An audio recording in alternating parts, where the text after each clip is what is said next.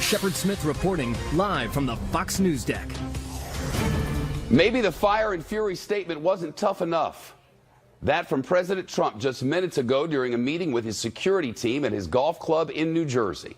Frankly, the people that were questioning that statement, was it too tough? Maybe it wasn't tough enough. They've been doing this to our country for a long time, for many years. And it's about time that somebody stuck up for the people of this country and for the people of other countries. So, if anything, maybe that statement wasn't tough enough. The president said North Korea needs to get its act together, or it will be in trouble like few nations have ever known.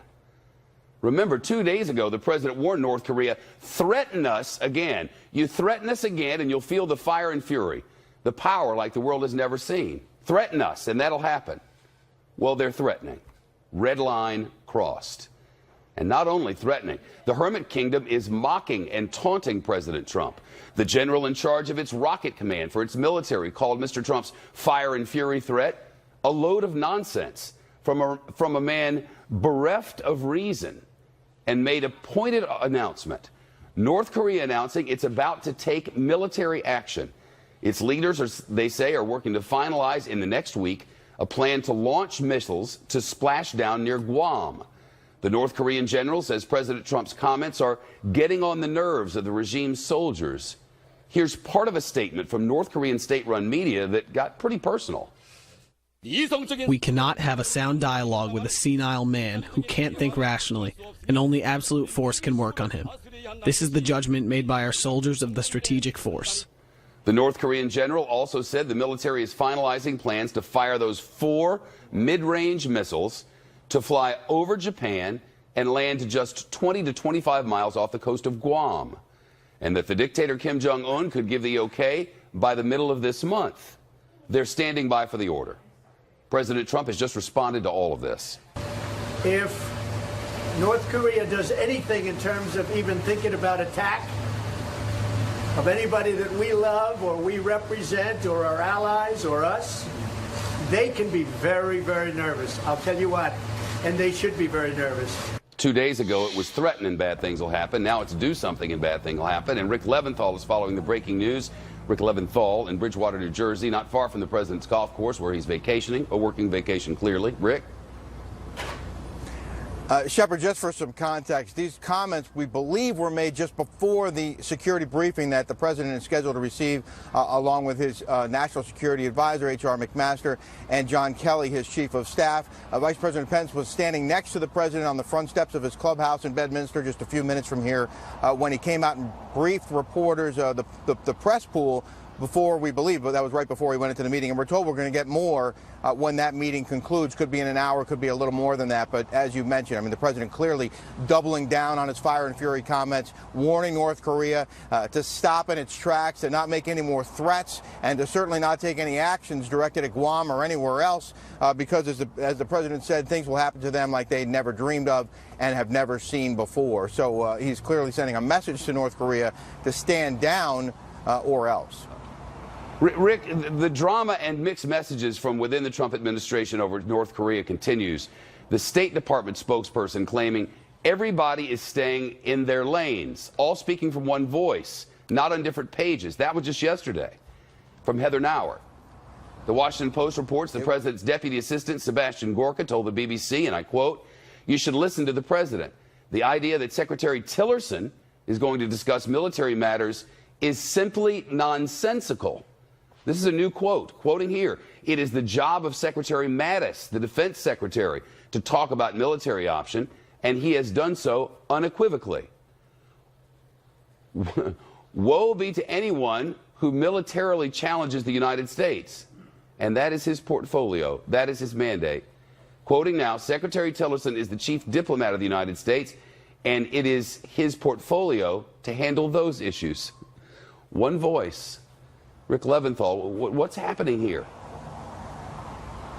Well, the president addressed these kinds of questions a short time ago as well during his comments to the press pool. He said that, in fact, the administration is on the same page, that, yes, settling down on his fire and fury comments, warning North Korea to stop in its tracks, to not make any more threats, and to certainly not take any actions directed at Guam or anywhere else, because, as the president said, things will happen to them like they never dreamed of and have never seen before. So he's clearly sending a message to North Korea to stand down or else. Rick, the drama and mixed messages from within the Trump administration over North Korea continues. The State Department spokesperson claiming everybody is staying in their lanes, all speaking from one voice, not on different pages. That was just yesterday from Heather Nauer. The Washington Post reports the president's deputy assistant, Sebastian Gorka, told the BBC, and I quote, "You should listen to the president. The idea that Secretary Tillerson is going to discuss military matters is simply nonsensical." This is a new quote, quoting here. "It is the job of Secretary Mattis, the defense secretary, to talk about military option, and he has done so unequivocally. Woe be to anyone who militarily challenges the United States." And that is his portfolio. That is his mandate. Quoting now, "Secretary Tillerson is the chief diplomat of the United States, and it is his portfolio to handle those issues." One voice. Rick Leventhal, what's happening here? Well, the president addressed these kinds of questions a short time ago as well during his comments to the press pool. He said that, in fact, the administration is on the same page, that, yes, Secretary Mattis spoke very forcefully about using strength and military against North Korea, and that Secretary Tillerson was following his track to deal with diplomacy, that there are also those UN sanctions after that unanimous vote that could cost North Korea $1 billion. And he said the goal is obviously to squeeze North Korea economically and hope that prods some sort of diplomacy. But the president said he doesn't think that's going to work. He's not convinced it's going to work. And that's why there's all this talk about potential military action. But again, Shepard, the administration is asserting that they are on the same page, that all of these different people have these different jobs and are following these different tracks. But as you mentioned, Sebastian Gorka basically slapping Rex Tillerson, saying you shouldn't even be talking about military matters. You should be sticking to diplomacy. And there have been other examples over the past few days and weeks that suggest that perhaps not everyone is on the same page, but the administration insists that it is. Rick, at the same time, the president has launched a sort of bizarre war of words with the Senate Majority Leader Mitch McConnell, and it escalated today.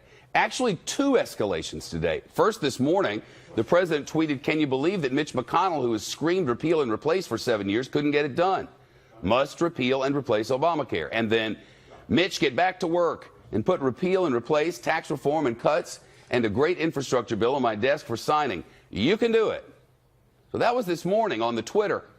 Then just a few minutes ago on the microphone, the president suggested that if Leader McConnell can't get his agenda pushed through, he should step down. This all started when the Senate Majority Leader said the president had excessive expectations about how Congress works or doesn't work. And Fox News has learned the president really laid into McConnell on the telephone. Now, his quote from today, which I thought we were about to play for you, but I guess it didn't make it. Let's play that quote from him. This is the soundbite. Listen.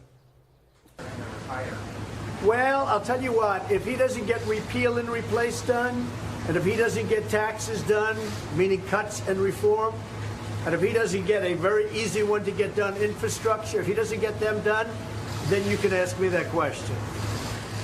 You can ask me that question. That's a suggestion, Rick, that if he doesn't get it done, he ought to step aside. He can't do anything without Mitch McConnell. Without Mitch McConnell, there is no legislative agenda.